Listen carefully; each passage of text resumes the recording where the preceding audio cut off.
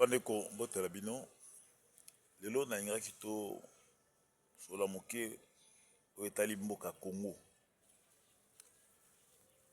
RDC mboka na biso eza choisi par Nzambe. Ba prophétie ebele elobeli yango, ba déclaration même ya ba personnalité étrangère comme congolaise. Et puis si le ligne est confirmé effectivement mboka na biso Nzamba pona yango.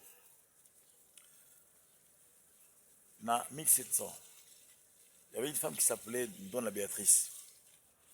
C'était une prophétesse du royaume Congo. Elle a dit ceci: il naîtra au cœur de l'Afrique une nation très puissante qui influencera le monde en son temps.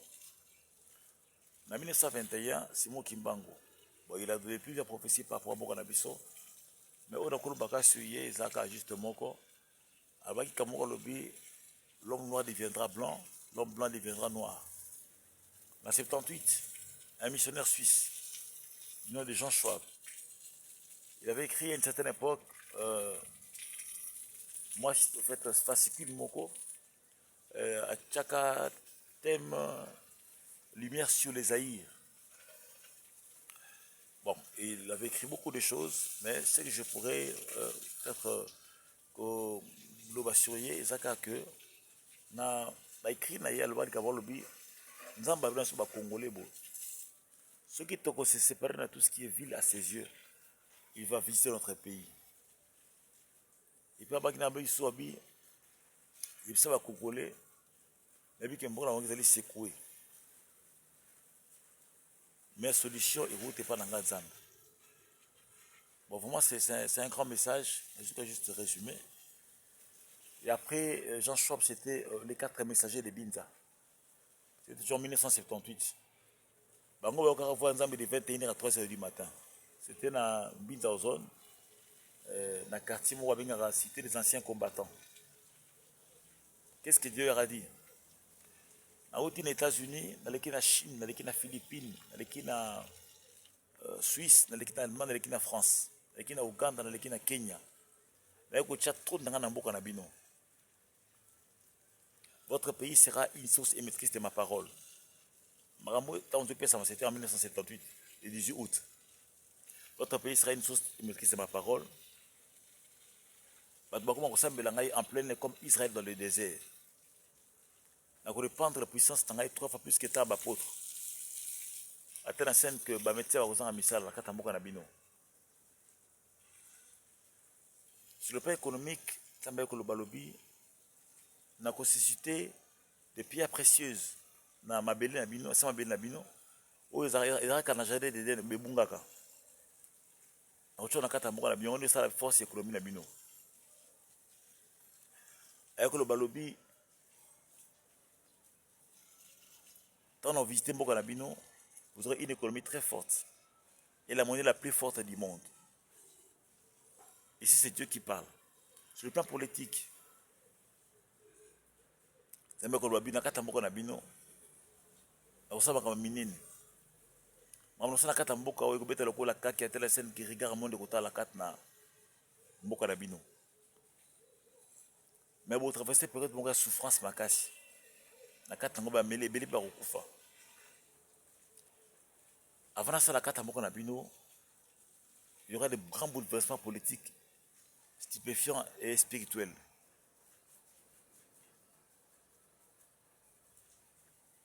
Pendant président la bino Mobutu, depuis que vous tentez de passer le coup d'état modèle na modèle, vous réussissez que l'on l'a été. Pour nga nzambe nini tchakiye. Autant porter na kolongola ye. Na kopesa mboka maboka ba fidèle serviteur nanga. Meta broka boka na carte na crainte ya parole nangai. Voilà de manière résumée au nzamba bangi na ba 4 messagers. Ako baksabi busa batika mabala ya ba deuxième bureau. Et puis yenzamba za contre aux alliés polygamie. Bobisa bana bato sa baboti na bango.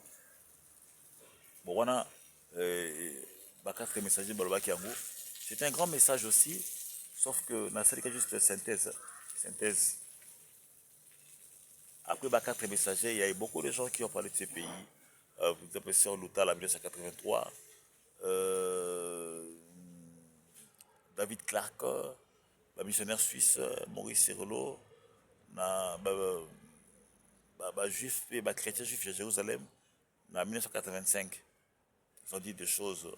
Le pasteur Maïmouna aussi. Bon, maintenant il a tenu sur le parce qu'il était manqué. Mais en 1988, un Ivoirien a eu un songe. À Moni, na cœur et Afrique, Afrique bon peut-être Moulili, na cœur et Afrique, à Moni tu crois mozo manassé, crois on est qui pembe makasi, et tu na cœur et Afrique. Alors bah ndeke lokolo ba voto, ba aigle pêcheur, nyamoko ba chauve-souris ya binene baza ko yeba picoter croix wana. Quand on même se déplacer qui na gauche, zunka na cœur et Afrique, qui na droite qui na zunka na cœur et Afrique. Nous expliquer ba la bio moni nani croix wana la lumière oyo. Nganza mbena na kat na bokona à l'époque on était Zaïre, bokona Zaïre. Ba oyo nous ndeke baza ko ba force ya boli, zo ba étouffer lumière wana ba ko réussir te. Là c'était 1988. Et qu'il y a en 1992, le prophète Banza, lui, ça qui est tout ce qui est caché sera mis à découvert dans Bokawana, c'est-à-dire dans Boka RDC. Alors en 94, c'est important dans le message Oyo. Il y a un frère qui s'appelait Kisoka. Il priait à l'époque de l'église Isteka. Il est comme Isekin, dans la zone. Il y a une visitation à un ange. C'était à 12h, à l'allée Nandaku, la chambre. Et c'est dit que, à mon lit, les côtes dans la claustre. Pour lui, à mon lit, ma casse, un ange lui est apparu. On a vu ça, on a vu ça, on a vu ça. Ange a vu ça qui est né. Na mikoleza koya na kata mboka na bino onu ekoya oni mlumonaka onu eza onu ne bomonaka mais spirituellement ça une ezaka UTRV ONU onu violence l'axi nini eza na trois esprits na quatre violence l'axi voilà l'axi violence l'axi vipère na kata na onu wana na kata V wana plutôt il y a trois esprits esprit à aigle pour dire domination esprit à serpent pour dire mensonge, esprit à léopard pour dire colère. Il y a trois esprits de Minaka et Zami Nakatna Oniwana. Alors Oniwana, vous avez été qui Minaka Tamboka. Solution qu'il y a dans unité parce que ces organisations, il y a plus grands magiciens du monde. Voilà, c'était 1994. Et comme on a l'an 2000, Onyoko Yawa, et comme Monisco. Donc, nous avons trouvé la solution la côté Monisco au bout de Carabino parce que déjà, dans 94, déjà, il y a une prophétie. Message de Moyaka, il y a modèle Wana. Au ange, il y a un qui sont Kaibisakaï. Donc, tout compter sur la force étrangère, il est très peu que tout compter plus dans Zambie. Nous sommes dans Zambie et non dans la force étrangère. Et puis, surtout dans la politique, la biso, mal intentionné. Tout le monde dans Zambie avec la Congo solution. La politique, la biso, avant les pouvoirs. Bazaba malam nakata pouvoir bakomi bandoki bakomi babanganga bamitema mabe bakomi baba assassin bakomi ba bo nyoso yebi mabe wana bakomi après pouvoir on bakomi na so on pouvoir donner des leçons. C'est comme ça avec les politiciens congolais. Alors il est temps que bi Nzambe Seigneur de grâce solution pour mboka o parce que ba décevoir biso mingi mais ça va décevoir raté d'ailleurs tia pour mboka o il a pas mbaté abika ko sala Nzambe sera là qui a ça toujours. Mais qu'est-ce que nous devons faire? Tout ça qu'on fait, c'est pas ensemble. Tout le monde l'espoir pas abattre. La politique la au Congo, tout le monde l'espoir. Tout espoir et par exemple, tout le monde l'espoir de la grande puissance. Au Trump, aux États-Unis, au non. Biso ba Congolais, tout espoir pas ensemble. Plutôt bon de la pona mboka o. Alors que la solution. Avec Dieu, je vous assure que tout sera possible. Voilà, votre humble serviteur, évangéliste Gogo Londolé. Pour tout contact, plus 243 81 27 177 31. Que Dieu vous bénisse.